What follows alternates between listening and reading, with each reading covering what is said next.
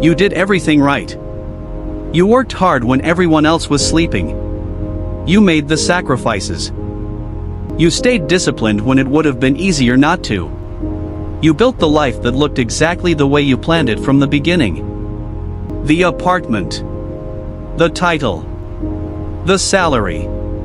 The relationship. The version of yourself you spent years trying to become. And then one ordinary morning you woke up, looked at all of it, and felt nothing. Not grateful. Not satisfied. Not the relief you had been promised would come when you finally arrived. Just empty. And the worst part was not the emptiness itself. The worst part was not being allowed to say it out loud. Because from the outside, you had everything.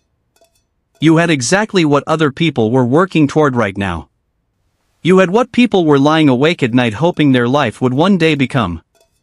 So who were you to feel like something was missing? This feeling has a name. The ancient Greeks called it kenosis. The hollow that arrives after the reaching. The silence that appears after the achieving. The strange grief that comes not from losing something but from finally getting it and discovering it was not what you thought it was going to be. And it is one of the most common experiences in the modern world that almost no one speaks about honestly.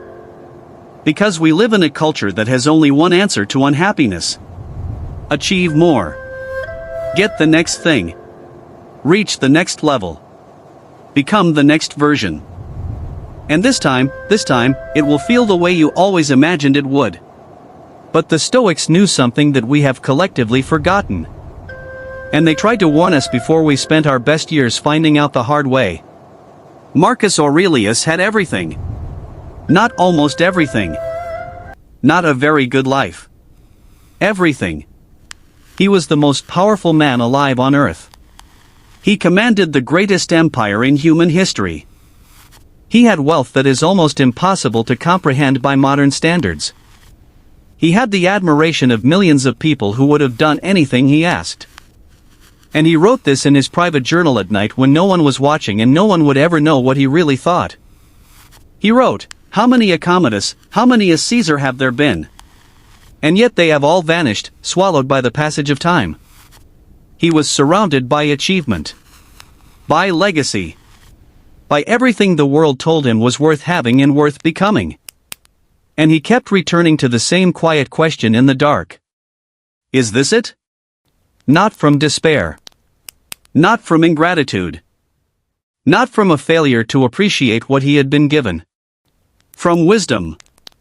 He had arrived somewhere that most people spend their entire lives trying to reach. And what he found there was not what he expected. Seneca was even more direct about it. He wrote to a friend, "It is not that I am brave enough to face difficulty. It is that I have learned that the things I once feared losing were never what I needed to begin with." Read that slowly and let it land. The things I once feared losing were never what I needed to begin with. The promotion you fought for. The apartment that finally felt like you had made it. The title on the business card. The relationship you worked so hard to hold together.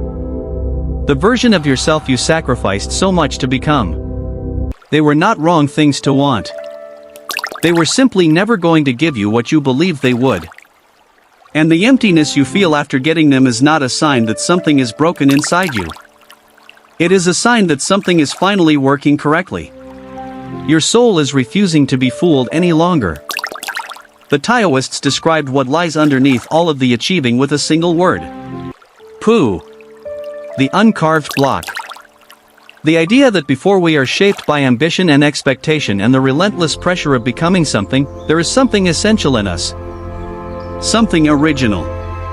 Something real. Something that existed before the world started telling us who we needed to be. And that thing cannot be achieved. It cannot be purchased. It cannot be earned through discipline or sacrifice or any amount of relentless striving. It can only be returned to. And the emptiness you feel after reaching every goal you ever set for yourself is often the very first moment of real quiet you have had in years. Quiet enough to finally hear what was always there underneath the noise of becoming. Here is the question that Marcus Aurelius kept returning to in the dark. Not what should I achieve next. Not how do I build something that lasts. But who am I when I stop performing for the world? What actually remains when you take away the title and the salary and the carefully constructed version of yourself that you present to everyone around you? If that question makes you uncomfortable, that discomfort is not a problem. That discomfort is the most important information you have received in years. It means you have been so relentlessly busy building a life that looked right that you forgot to actually live inside it. So here is what I want you to try today. Not a new goal. Not a new strategy. Not a better system for achieving the next version of success. Just this. For 5 minutes today, sit with the emptiness instead of immediately filling it with something. Do not try to fix it. Do not reach for your phone the moment it becomes uncomfortable. Do not start making a new plan to solve it. Just sit. And ask yourself quietly, honestly, with no one listening and nothing to prove. What would I do with my one life if absolutely no one was watching?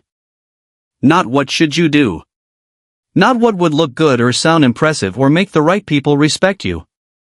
What would you actually do? Because the answer to that question is not empty. It is the most full thing about you. And it has been waiting patiently underneath all of the achieving for a very long time. You got everything you wanted. Now, for the first time, you have the chance to find out what you actually need. If this found you at the right moment, share it with someone who has everything and still feels like something is missing. You probably already know who that person is. I will see you in the next moment of stillness.